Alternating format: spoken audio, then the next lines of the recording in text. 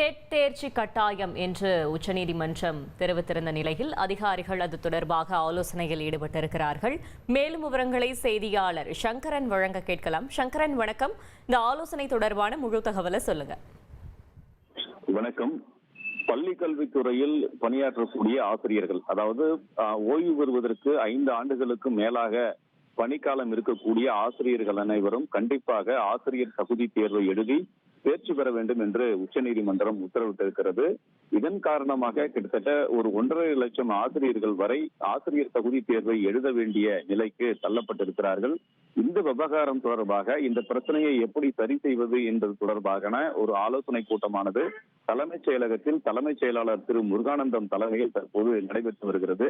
இந்த கூட்டத்தில் பள்ளிக்கல்வித்துறை முதன்மை செயலாளர் சந்திரமோகன், பள்ளிக்கல்வி இயக்குனர் கண்ணப்பன், தொடக்க கல்வி இயக்குனர் நரேஷ், அதே போன்று தனியார் பள்ளிகள் இயக்குனர் குப்புசாமி மற்றும் பல்வேறு உயர் அதிகாரிகளும் அதே போன்று சட்ட நிபுணர்களும் இந்த கூட்டத்தில் பங்கேற்றிருக்கிறார்கள். இந்த உச்சநீதிமன்ற தீர்ப்பை எவ்வாறு அமல்படுத்துவது, மேல்முறையீடு செய்வதா அல்லது உச்சநீதிமன்ற தீர்ப்பு அடிப்படையில் ஆசிரியர் தகுதி தேர்வை நடத்துவதா, அப்படி நடத்தினால் தேர்ச்சிக்குரிய மதிப்பெண்களை குறைக்க செய்யலாமா என்பது உள்ளிட்ட பல்வேறு அம்சங்கள் குறித்து, சாத்தியக்கூறுகள் குறித்து இந்த கூட்டத்தில் தலைமைச் செயலாளர் விரிவாக ஆலோசனை மேற்கொண்டு வருகிறார்.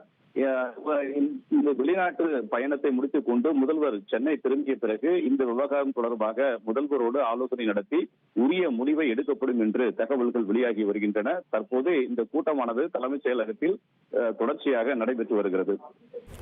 தகவல்களுக்கு நன்றி சங்கரன்.